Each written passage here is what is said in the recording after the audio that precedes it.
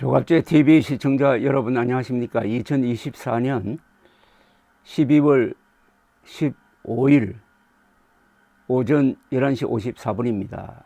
어제 윤석열 대통령 탄핵소추안이 통과되어서 헌법재판소로 넘어감으로써 이제 한국의 사정은 대선 국면으로 전환되었습니다.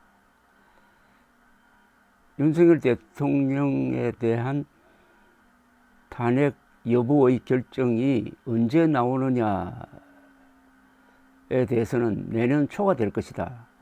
내년 3, 4월이 될 것이다 하는 전망이 많습니다. 그리고 파면 결정이 될 가능성이 매우 높습니다. 그렇다면은 지금 정당들은 후보를 내세울 국리를 해야 되는데 국민의힘은 어제 가장 유력한 후보인 한동훈 대표를 무력화시키는 조치를 가장 먼저 취했습니다. 즉 최고위원 선출직 최고위원 전원이 사퇴하여 자동적으로 한동훈 체제가 무너지는 일종의 자폭을 단행을 했습니다. 그러는 가운데 이재명 민주당 대표는 권한 대행을 존중하겠다라고 나오면서 국회와 정부가 협의체를 구성하자 이렇게 제안을 했습니다. 이러는 가운데 침몰하는 보수의 구명정이라는 별명을 가지고 있는 이준석 개혁신당 의원이 어제 JTBC 뉴스룸에 출연해가지고 대선 출마 계획을 묻는 질문에 진지하게 검토하고 있다면서 정당 입장에서는 개혁신당도 당연히 대통령 선거에서 비전을 가지고 다른 당과 겨루어야만 발전해 갈 수 있다고 믿는다고 했습니다. 이준석 의원은 탄핵 심판이 오래 걸리지 않을 것으로 보인다.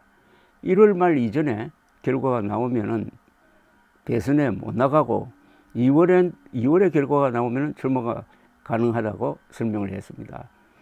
헌법 67조는 대통령 선거에 출마할 수 있는 자격을 국회의원의 피선거권이 있고 선거일 현재 40세에 달하여야 한다고 규정하고 있습니다. 1985년 3월 30일 생인 이 의원은 현재 만 39세입니다. 대통령이 사망, 사퇴, 당선 무효가 되면 실시 사유가 확정된 때부터 60일 내에 대선을 실시해야 하기 때문에 1월 31일이라는 날짜가 중요하다는 게 이 의원의 설명이었습니다.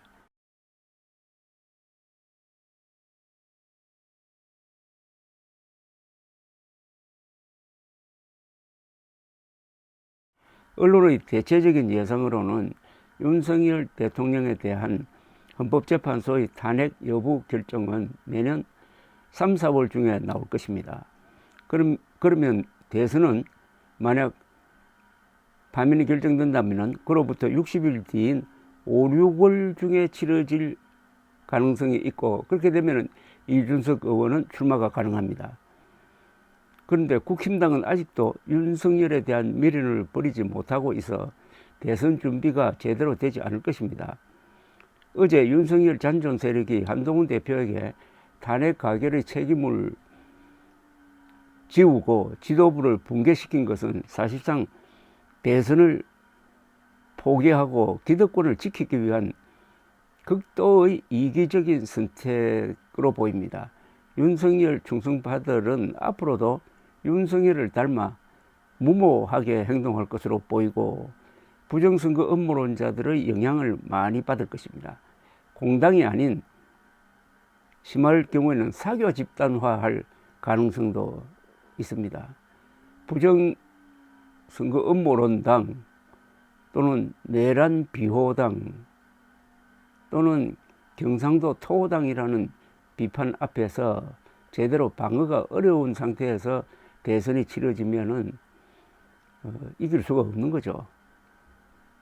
그러니까 지금 뭐 윤석열 결사 옹호 자세로는 내란 비호당이라는 공세를 견딜 수 없고 윤석열의 그늘에서 벗어난 후보값이 보이지 않는 게 치명적입니다.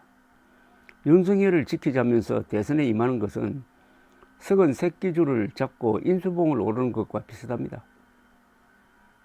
국힘당이 윤석열을 제명하고 새 출발하면서 헌재 결정 때까지 이재명 재판도 끝내라는 공세를 펼치면 먹힐 것인데 어제의 선택이 너무나 치명적이라는 이야기입니다. 이준석 전 국민의힘 대표는 국민의힘을 탈당하면서 개혁신당을 만들고 자신은 화성을에 출마해가지고 아주 기적적인 역전성을 거두었고 개혁신당은 현재 3석을 가지고 있습니다. 전과가 없는 유일한 정당입니다. 전과자가 없는. 그가 대선에 출마하면은 금투사 정치의 청산과 국제 위기 속의 국가 생존 전략을 아젠다로 던질 것 같습니다. 이준석 의원은 선거의 규제입니다. 그의 세대 포위론이 먹혀가지고 대통령 선거에서 윤석열 후보가 아슬아슬하게 당선될 수 있었습니다. 그리고 화성을 선거에서는 바닥을 기는 아주 절묘한 전술로서 한 달 전에는 50대 20으로 밀렸는데 한 달 만에 역전에 성공했습니다. 또 그 지역은 아주 전통적인 민주당 기반이었습니다. 정치의 바닥과 제일 높은 곳을 다 경험한 이준석 의원의 일거수일투족에 이제 많은 관심이 쏠리게 될 것이라고 봅니다.